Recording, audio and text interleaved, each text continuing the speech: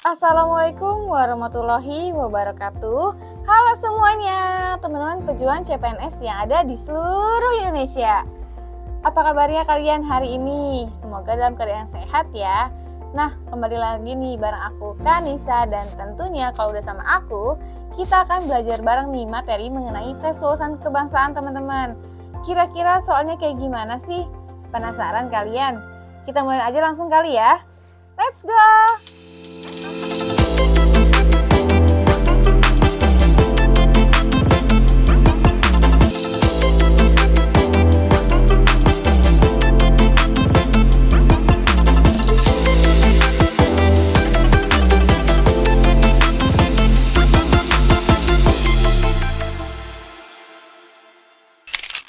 Oke teman-teman, kita masuk ke soal pertama ya, materi mengenai nasionalisme nih. Salah satu faktor yang mempengaruhi bangkitnya nasionalisme di Hindia Belanda adalah A. Semakin banyaknya sekolah-sekolah yang didirikan untuk anak-anak bumi putra. B. Adanya perhatian anggota parlemen Belanda terhadap nasib penduduk di Hindia Belanda. C. Pendudukan Amerika Serikat atas Filipina. D. Masuknya berbagai pemikiran dan ideologi baru ke Hindia Belanda. Atau E nih, kemenangan Jepang atas Rusia dalam perang di Manchuria. Nah, teman-teman, apa nih yang menjadi faktor bangkitnya nasionalisme di Hindia Belanda? Oke teman-teman, jadi untuk soal ini jawabannya itu adalah yang A nih, semakin banyaknya sekolah-sekolah yang didirikan untuk anak-anak bumi putra. Kenapa nih teman-teman? Kenapa semakin banyaknya sekolah ini mampu meningkatkan atau mampu membangkitkan nasionalisme di Hindia Belanda? Karena teman-teman, ketika setelah adanya politik etis, Belanda itu mendirikan sekolah-sekolah untuk pribumi agar mendapatkan pendidikan nih. Nah, yang mana nantinya itu untuk dipekerjakan kembali oleh Belanda nih, orang-orang bumi putranya. Nah, kemudian dampak yang diberikan dari adanya pendirian sekolah tersebut oleh Belanda itu adalah apa nih? Munculnya kalangan intelektual pribumi yang nantinya membangkitkan kesadaran tentang kemerdekaan Indonesia dan juga tentunya mempengaruhi terhadap bangkitnya nasionalisme, teman-teman. Jadi untuk soal ini jawaban yang tepat adalah yang A ya. Semakin banyaknya sekolah-sekolah yang didirikan untuk anak-anak bumi putra, ini nantinya mempengaruhi nih bangkitnya nasionalisme di Hindia Belanda. Oke, kita masuk ke soal nomor 2 ya, teman-teman, materi mengenai Pancasila. Pemerintah sebagai penyelenggara negara bertugas untuk melaksanakan pembangunan. Dalam prosesnya, pemerintah sering mendapatkan masukan maupun kritik dari masyarakat maupun lembaga negara lainnya. Proses pemberian masukan maupun kritik merupakan pengamalan sila A. Ketuhanan yang Maha Esa, B. Kemanusiaan yang adil dan beradab, C. Persatuan Indonesia, D. Kerakyatan yang dipimpin oleh hikmat kebijaksanaan dalam permusyawaratan perwakilan, atau E nih, keadilan sosial bagi seluruh rakyat Indonesia. Nah, teman-teman, di sini nih, proses pemberian masukan ataupun kritik kepada pemerintah ini merupakan sila keberapa nih, teman-teman? Sila yang D ya. Kerakyatan yang dipimpin oleh hikmat kebijaksanaan dalam permusyawaratan perwakilan. Kenapa nih? Ini merupakan bentuk pengamalan dari sila keempat. Karena di dalam sila keempat ini dijelaskan ya, teman-teman, kalau misalkan warga negara itu memiliki kedudukan, hak, dan kewajiban yang sama. Nah, proses memberikan masukan ataupun kritik kepada pemerintah ini merupakan salah satu hak nih yang dimiliki oleh warga negara, teman-teman. Jadi, untuk soal ini jawaban yang tepat adalah yang opsi D. Sila keempat, yaitu kerakyatan yang dipimpin oleh hikmat kebijaksanaan dalam permusyawaratan perwakilan. Oke, kita masuk ke soal nomor 3 ya, teman-teman, materi mengenai Pancasila lagi nih. Pencerminan nilai kemanusiaan dapat ditunjukkan pada kalimat berikut ini. A. Pemerintah menetapkan libur pada saat perayaan hari besar. B. Setiap kali terjadi bencana, semua penduduk di Indonesia bahu-membahu membantu para korban. C. Risma sukses menjadi pengusaha masker tanah air. D. Semua pemilih wajib memilih IKTP. Atau E nih, Alia memborong perhiasan saat tetangganya sedang dirundung lara. Yang mana nih, teman-teman? Yang mencerminkan nilai kemanusiaan. Berarti ini sila keberapa nih? Sila yang kedua ya, teman-teman. Dari opsi jawaban ini yang mana nih yang mencerminkan nilai kemanusiaan? Itu udah jelas ya, teman-teman. Yang B nih, teman-teman. Setiap kali terjadi bencana, semua penduduk di Indonesia bahu-membahu membantu para korban. Nah, di sini mencerminkan nilai kemanusiaan nih, teman-teman. Adanya hubungan antara manusia dengan sesama manusia secara personal atau individu. Jadi untuk soal ini jawaban yang tepat adalah yang B ya.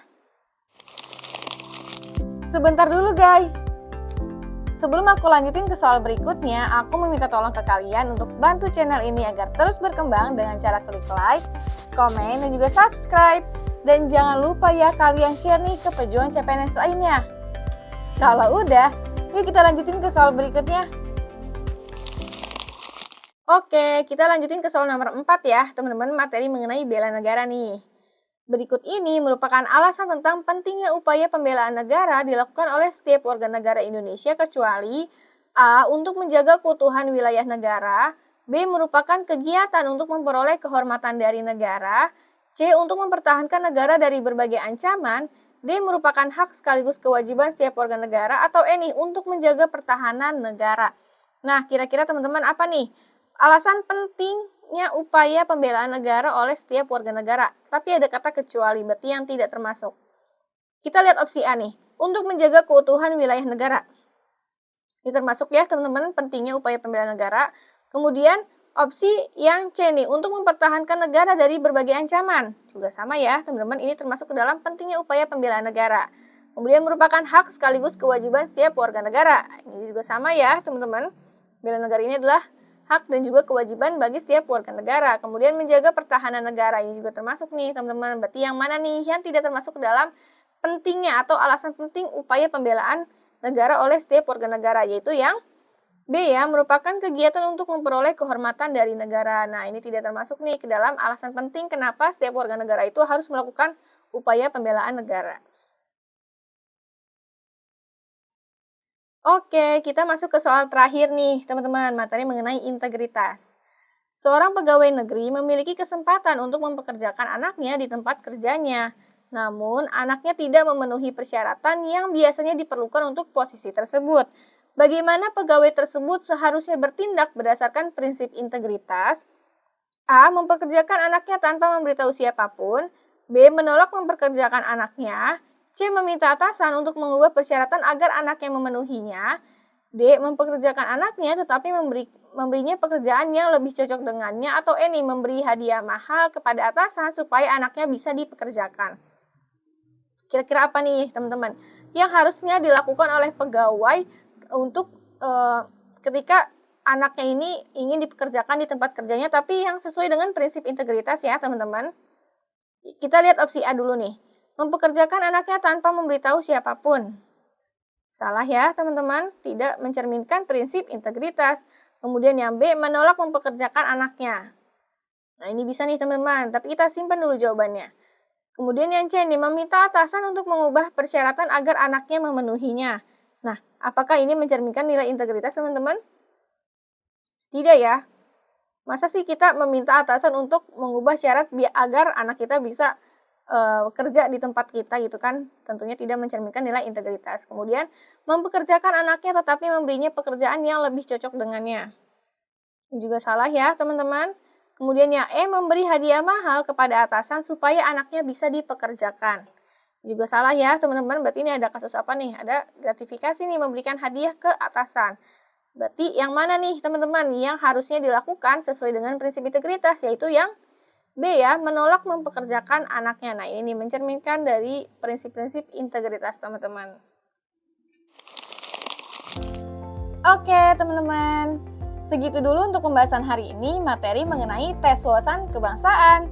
Semoga apa yang udah aku sampaikan hari ini bisa membantu kalian untuk lebih memahami materi mengenai tes wawasan kebangsaan ya. Oke teman-teman, terima kasih sudah menonton video ini. Sampai bertemu lagi di bedah soal selanjutnya ya. Dadah!